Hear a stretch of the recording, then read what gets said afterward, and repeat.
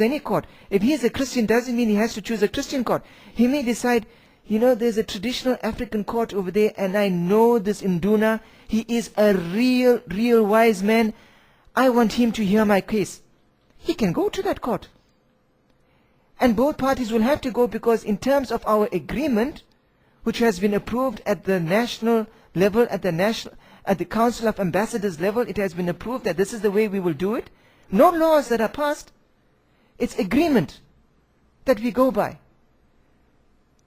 We can agree that the person who is accused will choose the court. And the reason why I say this is there are differences in culture.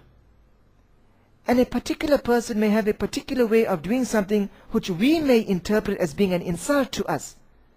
And if I take this person to my court to be judged by people who think the same way as I think, they will also find this person guilty. But if we go to a court of that person who understands him, they would be able to explain to us and to this person that what he was doing is normal in terms of his culture, and through this process we would be able to educate one another so that we will learn the culture of each other, so that we will learn to respect the cultures of each other, and we will not make differences in our culture a means of criminal persecution. That is the objective. But in the case of a criminal case, where somebody has killed somebody, robbed somebody, raped somebody, these crimes are crimes in any law, whether it's Christian, Jewish, Hindu. The person who has been harmed is the one that will choose the court. So for example, if you choose a Hindu, if you shoot a Hindu and that Hindu dies and his relatives going to want to sue the perpetrator, and they know, for example, that in their Hindu court the death penalty is not applied, and they want the criminal to pay with his life, they may choose to go to an Islamic court, and they would have the right to choose the court. They were the ones whose rights had been violated. That is how our judicial system would work, without the need for any taxes, without the need for a judicial system. The state president appoints the judge so that they will think in a particular way and control things in a particular way. Not at all.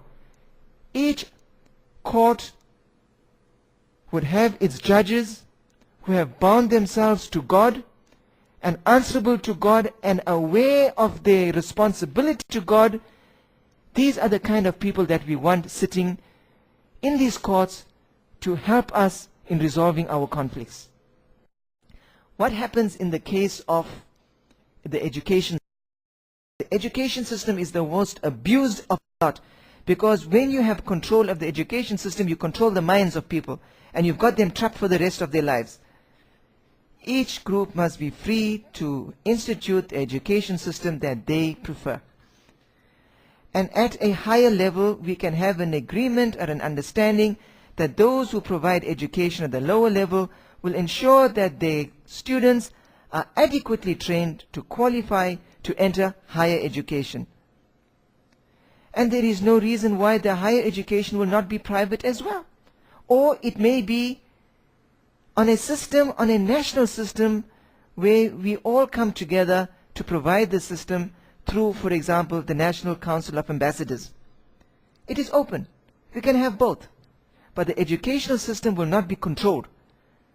The syllabus that is taught in these schools will not be dictated to by a central government which dictates to the whole country what they will teach and what they won't teach. We will not have the situation where we will be forced to tolerate our children being taught about the merits of, for example, the theory of evolution, and where our children will be educated in sex education at a young age, when we do not want such things happening in our schools, happening to our children. We will be able to dictate that. But what will happen to the current system of national schools? The schools will devolve down to the communities in which they belong. The community structures that are there already, that represent the people at their local level, will take control of the schools. They will fund the schools, and they will fund the salaries of the teachers. from the resources of the communities who are served by the children who use that school. And I hope that we will develop a sense of loyalty to our teachers, because religious teaching teaches us to respect our teachers.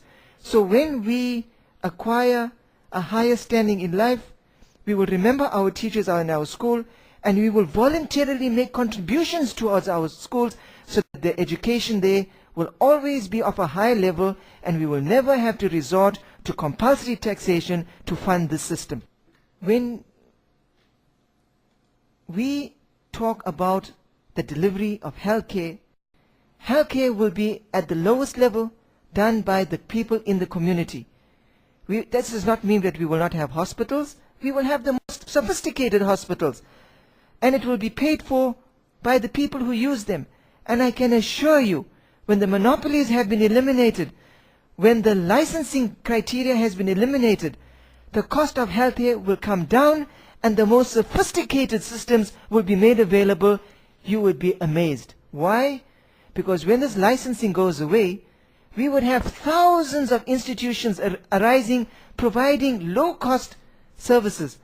You would quite conceivably see small doctors, small clinics having 3 or 4 beds available for overnight care.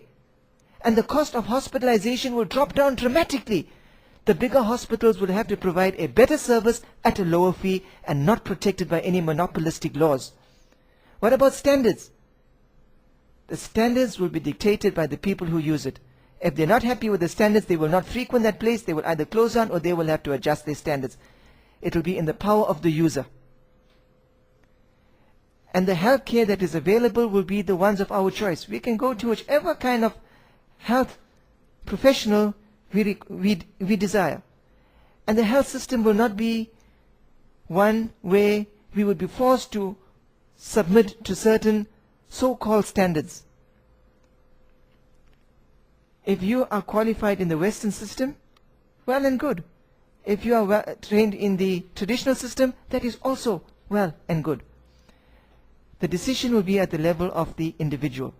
And I believe that when the monopolies end, we will become we will open up the minds of people to be truly innovative, and we will once again be world leaders, and we will find people from around the world coming to access our health care that we provide. This is a question that many people will ask.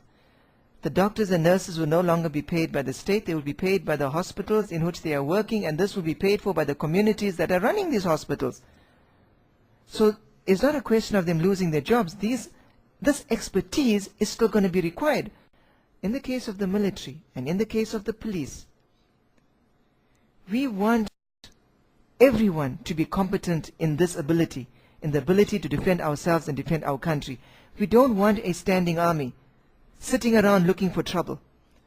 So people with this expertise will have to diffuse their knowledge out to the rest of society, but they would have to become creative, productive members of society.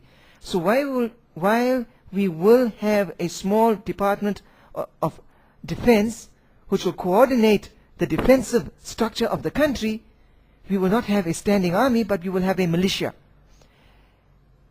People who are trained, people who are competent to defend ourselves, everyone being armed and everyone being trained to use his weapons.